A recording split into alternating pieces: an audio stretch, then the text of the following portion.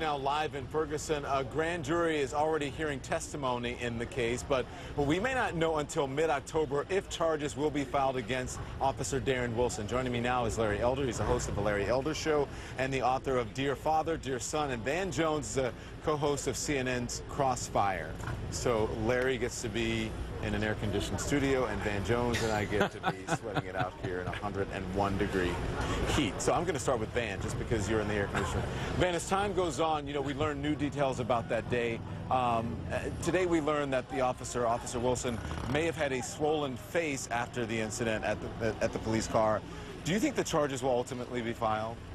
You know, I hope that they will. I believe that they will. You know, one thing that's very interesting is that, you know, if the officer had a swollen face before they were saying he had a fractured eye socket, you know, you would think that the police would very quickly release the photograph. I think the photographic evidence would probably calm these protests down right away. They went to find a video of Mike Brown at a store blocks away hours earlier, but somehow we've never seen a photograph of all these injuries.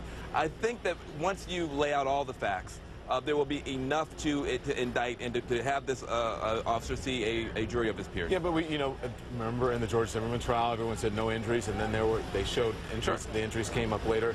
But I want to play one of the eyewitnesses who says he didn't see any injuries. Let's listen to him, and then we'll talk. So you said you don't think the officer was injured? Not at all, no, sir. You didn't see any injuries? No, sir. No injury to his eye? I wasn't close enough to see all of that, but I can tell the person that is injured. You know, if they're seriously injured, like what you're asking me, I believe that would have been definitely noticeable. Not only that, but the news, somebody would have said that initially. You know, why wait all this time and then all of a sudden he's been beat up? He's sort of echoing what Van Jones just said. So Larry, you know what? I have to say this. I thought this was very interesting. You said not even an O.J. jury would convict Officer Wilson. I mean, should he at least be charged? Well, I think he will be charged. I think Van is right. I think the politics will compel a charge, but I think the law and the facts will compel an acquittal. You have witnesses that appear to be unreliable. You already have witnesses that are altering their testimony. The key witness is this guy, Darren Johnson, who was with him. He's already now conceded that he didn't tell the investigators about the robbery at the convenience store 10 minutes earlier. Oh, I just forgot that. He said that the shots were all in the back. Their own expert that they hired, Dr. Bodden, said that the shots were consistent with somebody coming forward. He didn't say that's what happened, but he said that's consistent with somebody coming forward. When that guy says that on the defense, on the jury stand, and I'm doing that cross-examination, the case is now gone supernova. It's over. When you have your own witness saying that the forensic evidence is consistent with the guy charging him, it's done. But I think the pressure will be the file. You think it's over? When you have a jury in the room, they're going to find not guilty. Okay, not guilty. You answer my question. Van, do you agree with that? Mm-hmm. Well, I think it's way too early to tell. We definitely have a whole lot of contradictory evidence, but here's what I think is most compelling for most people in the country right now. This was an unarmed person, and I think that the behavior of the police afterwards is so damning. The behavior of the police afterwards, you don't interview witnesses for a week. Ordinarily, when somebody gets shot in the neighborhood, everybody gets interviewed.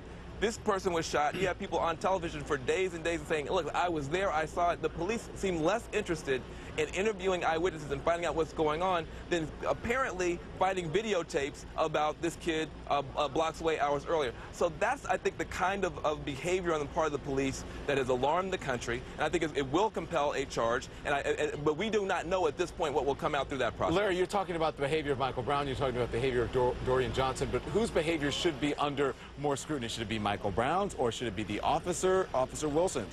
Who should be more under scrutiny? Well, Officer Wilson, of course, is the one who did the shooting, so clearly we have to have an investigation to find out whether or not the shooting was legitimate. But Van keeps talking about it being unarmed. When you shoot somebody, you don't find out until they're armed until after you shoot them. The point is he was a threat. And this business about he shot 6 times, I don't know what's going on with these reporters who are gun ninnies, but you can fire around 6 rounds in about 2 seconds.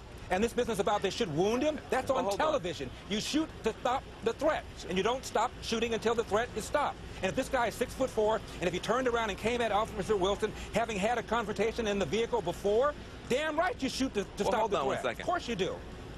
Well, yeah, sure, but the problem is that you don't have a bunch of witnesses right afterwards saying, hey, You know, our big 6'4" friend was trying to tackle a police officer who shot him. What you have is numerous people saying the guy was trying to surrender and was shot. That's not one person or two people or what that you have. That was the entire word that came from that event. And so I think what you've got to be able to say is, if what you said is true, that you had a 6'4" big guy who was trying to attack a police officer and the police officer could not defend himself any other way, you're right. But that's not what the witnesses saw. Okay, Larry, I know you want to get in, but hold that thought, both of you gentlemen. Stay with me. When we come right back, we're going to be discussing more of this case.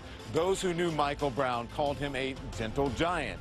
He was a big guy, yet he was only 18 years old. I talked to his cousin about this a little bit earlier.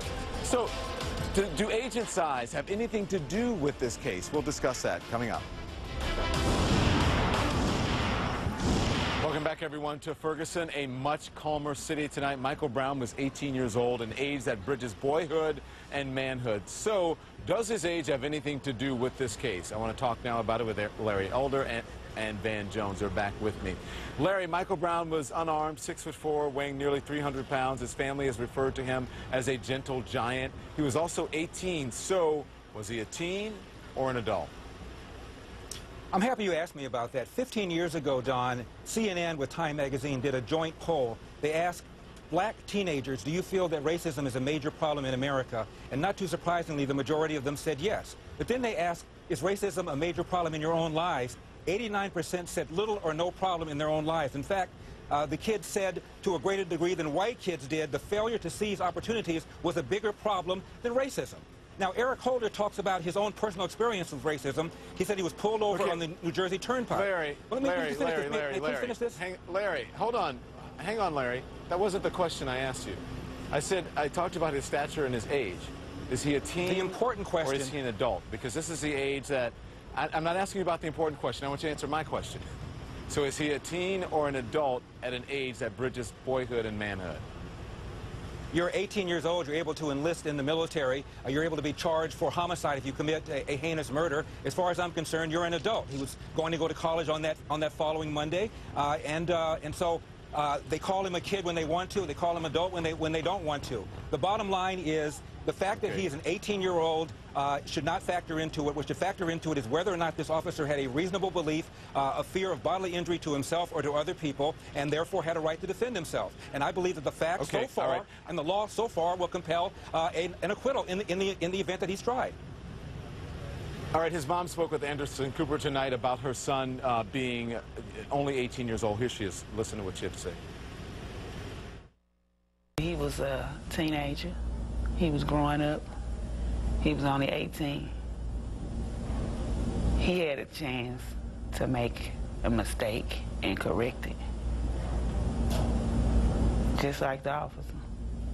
You had a choice, and you chose the wrong one. And was it really necessary? No. My son was only 18. Only 18. So, Larry, I'm going to let you finish up, but I want Van to get in after you finish it. To his mom, she says he's still her baby, but does it matter here to the case whether he was perceived as an adult or a teenage kid, Larry? The only thing that matters is whether or not Officer Wilson perceived him to be a threat, perceived him to be a threat on a reasonable basis. And the woman is hurting. Of course she's hurting. She lost her son. But for crying out loud, the fact is that the #1 preventable cause of death for young black men is homicide at the hands, usually, of another young black man. The rare instance when an unarmed black person gets killed is precisely why we're talking about this. It is that rare. 7,000 homicides last year, Don. Most of those 7,000 homicides of black people, most of them at the hands of another black person. Almost all Larry, of those again at the hands of another black person. That is a legitimate conversation, but I have very limited time here. No, that's the only reason I'm cutting you off here. I have very limited time. I can't go into the next show. All right. So, Van, there was criticism during the Trayvon Martin trial that a much younger picture of Trayvon Martin was shown than he actually was, and used in the media. That hasn't really been done with Michael Brown, but there has been talk about his age and about his stature. Yeah. Do you think the media is doing a fair job in covering this? You know, I think that you know, this is a tough thing to cover. Let me just say something about the age of this young man and why it might be relevant. I've been here now for several days, and there does seem to be an attitude from the police department that I have actually witnessed myself. I'm not talking about what people have told me. that there seems to be an us versus them attitude here. That it doesn't seem to me that the police here at a systemic level understand that they work for the people here in Ferguson. That, and especially when they're dealing with the younger people, they seem to think that there is almost an us versus them, not I'm working for you, I'm working with you to make this community better. And if that has been a standard operating procedure in this department, you could have a police officer that, because he thought he was a young black man, responded in a negative way. So look, I don't think that you got a 6'4" guy. Certainly, whether he's black, white, purple, or green, that poses a certain physical threat if you are afraid. But why are all the police afraid of even the little skinny black guys around here? That's very concerning. All right, I have to go. Like I said, I've got to get to a break, and I can't go into the next show. Thank you, guys. We'll continue to have this conversation. I appreciate you, Larry. I also appreciate Van Jones, the host of CNN's Crossfire.